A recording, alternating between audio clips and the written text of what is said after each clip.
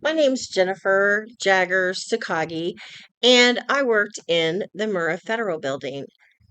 I believe my start date was February 20th, 1989. If I have my dates right, I think that's right. And I worked in the building until April 19th, 1995. I continued working for the federal government for another 20 years, I guess it was, before I was given the opportunity to retire, and I did. This is a picture taken soon after the bombing. I'm not sure how many days. I think this might have been the end of April. Nope. I'm going to go just before Memorial Day of 1995. And this is probably one of the services shortly before they imploded the building. I'm just going to guess. I could be wrong. I don't really know. I got some of these graphics off the internet. I worked on the seventh floor. And if you're looking at this picture, if you look to the far left and you go in and you see that hollowed out part, that's kind of where my area was on the seventh floor. The building was 9 stories tall, and I worked there on the seventh floor. The area where my desk was, I'm told, was completely gone. My boss was killed, his secretary was killed, and I've got pictures later on of what I actually got back from my desk. Up on the ninth floor, there was a computer training room, and there was a training going on that morning. And quite a few of our employees were in that training, so they were not at their desks. Therefore, most of them were unharmed. A few people were injured that were in that training, but for the most part, they were fine.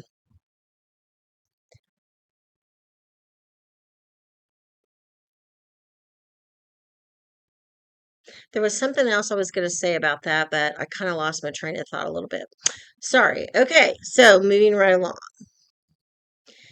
This is well after the bombing, and this is part of the Oklahoma City National Memorial.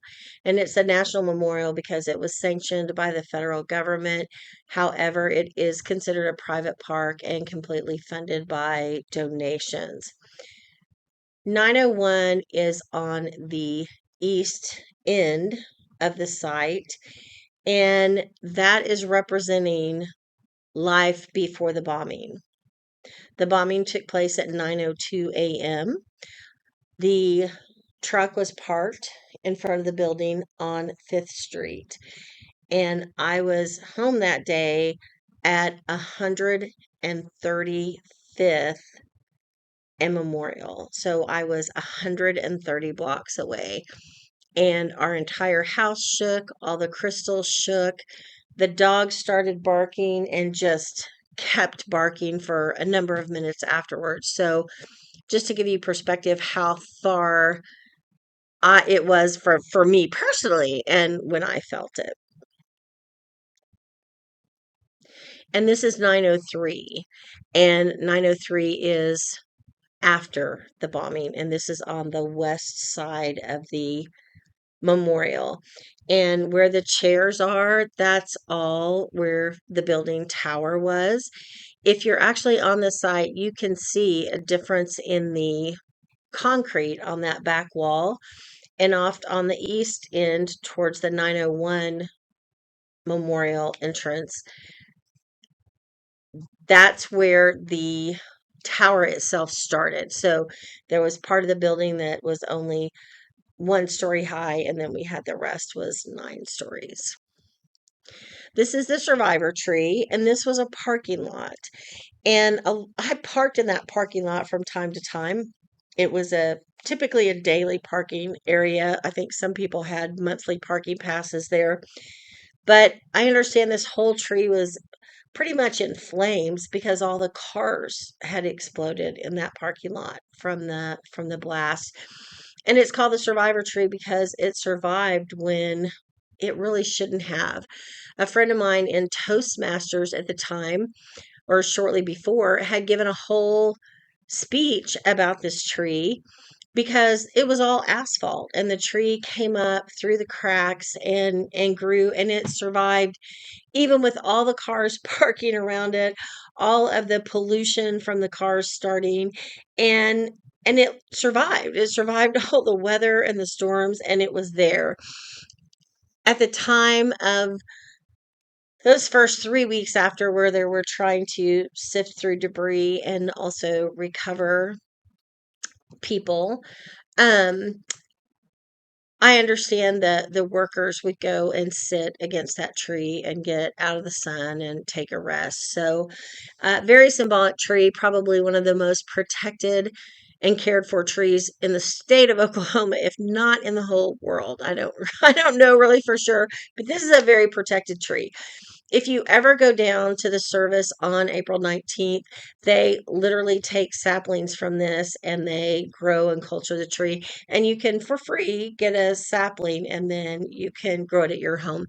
My husband and I got one year, and he planted it at Lake Eufaula by our lake house by the water line. And it grew for a couple of years and it did pretty well. We were pretty excitable about it. And yes, I used excitable incorrectly, but that's because I like to say it that way. And we had a big flood that spring and it killed the tree. So I don't actually have one, but I know some people who only come down to the service so that they can get their sapling and they've got their trees going. So I have shared in various podcast interviews about what I got back from my desk. And I showed you in that earlier picture, my desk was gone. The building sheared off like 3 feet south of my desk. And the rescue workers were amazing at pulling out anything that could possibly be salvageable. And this is a picture of my oldest nephew. Like one picture, he's like 11 or 12, and then like 14, like he grew up a little bit in there. And as you can see, they're crumpled and they have some damage. They also were covered in fertilizer dust. And that fertilizer dust was really hard to work with because we did get a lot of our files back, and you would get it on your hands and it would get on your clothes and you could taste it. So the long-term effect was pretty horrific. And most days I was really pretty okay with it, but every now and then a rough day, kind of not having the best time ever. And I can remember one time I pushed my chair back from my desk to get up, and I had on dark colored pants, and they were just covered in concrete dust and fertilizer. So it was everywhere. But these are two pictures I got back.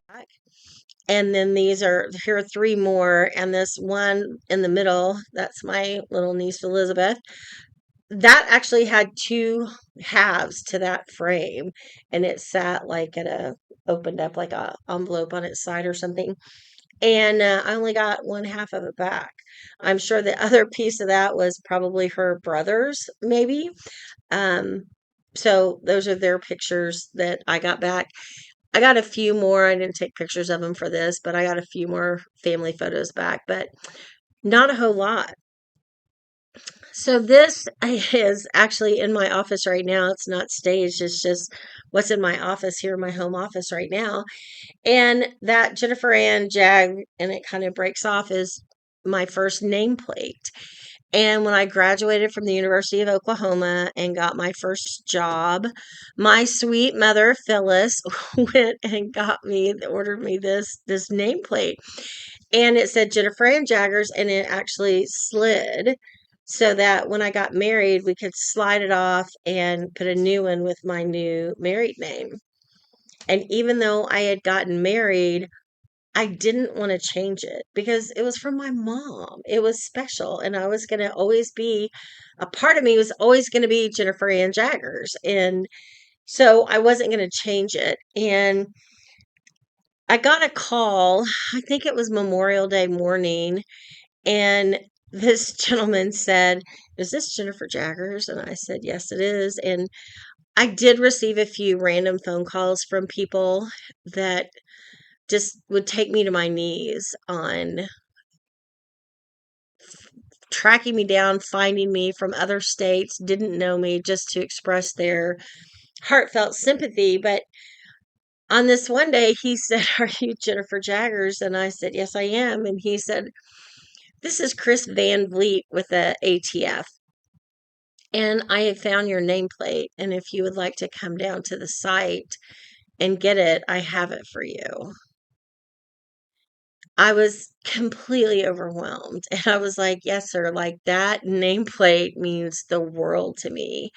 So my mom and dad went with me and we went down, and my dad had worked in the Murrah Building also. And so he was greatly impacted. 35 from my office were killed. And I think we added up over 20 of them he had either hired or they had worked for him or with him at some point. So he was greatly impacted also. And so we went down and got my nameplate. And so I'm very happy to have it. And one day I sat down and wrote Janet Reno, and she was the Attorney General, and the ATF answered to Janet Reno. And I wrote her a letter and told her how this agent had found my nameplate that anybody else would have just thrown away. And he did not throw it away, he kept it. He went through records and found out that I was alive. And at the time, my last name was Takagi, so he did a little research to find out that Jennifer Ann Jaggers was the same as Jennifer Takagi, and tracked my parents down to get my number. So it meant a lot. So I wrote this letter to Janet Reno and mailed it to her in Washington, D.C., on how he went above and beyond.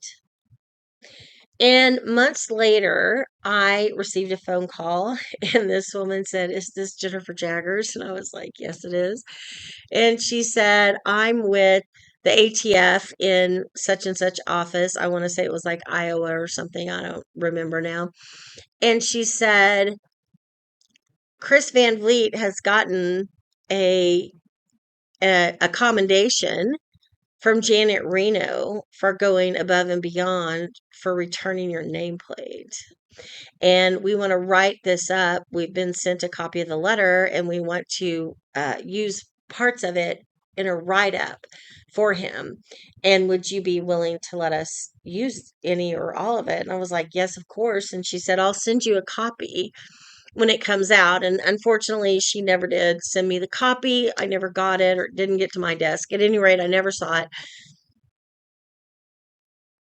But that really hit me how powerful just taking the time to write that letter was. And when you work for the federal government, you don't really get very many commendations and you don't get very many accolades because you're just expected to do your job. And so when those days come around, it's kind of big. So I was glad I wrote the letter, and I also was thrilled that he returned my nameplate. Behind it, where it says 903 and that card that's there, I don't remember exactly that's for at the moment, but I think it was an invitation to one of the anniversary services. There was something special going on. In front of that, and right next to my nameplate, is a piece of granite. And the granite actually came from the building. And I don't know if you noticed at the beginning where there were walls of that dark color granite. They were on the exterior walls, and then they also were in the floors. Like when you stepped off the elevators, the hallways were all granite leading up to the office space that had, that just press and peel carpet squares down. But this was all over the building, this granite. And so I feel very fortunate that I was able to get hold of a few pieces of that granite. The next clear, what is that stuff called? Oh, it's not plastic. It is plastic. But anyway, acrylic. That's the word I'm looking for, the word acrylic. That was for some special project that I worked on, and I got a little plaque for that. And then on the far right is for my dad, and he was Robert Jaggers, and he worked for HUD and retired from HUD. And so somebody had cross-stitched the logo of HUD. The seal is that building, and or that image, and then his name and his title and years of service, like his start and stop date with the federal government. So that was very important to me, and those are some things that really are important to me, and they're, in my office all the time. I'm often asked, do you dwell on it? Does it bother you? And I'm going to say honestly, I don't dwell on it. I truly believe that I was not supposed to be there that day, so I did not suffer survivor's guilt as some people did. I will never have answers in this lifetime on earth on why other people perished, including infants and babies and toddlers and, sisters, mothers, aunts, uncles, grandmas, grandpas, like the whole thing. I have no idea and I'll never know. But I do know it wasn't my day, and that's why I was not there. So every year I try to go to the service on April 19th because I want to take time to remember my friends. They read the names of all of those who perished that day. And now it's the children and grandchildren of my friends and colleagues. I was pretty young when this happened. I think I was 31, 32 maybe. And somebody can do math. I'm not the math wizard in this equation. But so now their kids and grandkids have grown up and they are now reading the names. And so that's very touching for me. It's important to me to go to the service as much as I can. I did have several years where I was sent on business trips with HUD, and I had to be somewhere on April 19th, and I really harbored a lot of resentment about that because again, we lost the largest number of people. Other agencies, percentage wise, lost more. But when you lose 35 of your friends and colleagues, that's a lot. That is a lot. So I try to attend the service best I can, most that I can. And I had my knee replaced and I knew it was going to be too much walking. So I missed. My husband and I have been out of town a time or two, but I like to go and I like to reconnect with the few people who still do go that I know and I'm friends with, or I see family members of colleagues that I worked with. So it's important to me to go, and other people don't feel that at all. They've never been. And that is a personal choice, and that's perfectly okay. There's no right way to grieve. There's no right way or wrong way to move forward. I just believe we all have to move forward in some way. If I can answer any questions, please reach out. I would be happy to answer any questions I possibly can. Again, my name is Jennifer Takagi, and I hope you found this informative and you understand a little bit more about my journey with the bombing. I can say a whole lot more, but we'll just leave it at that.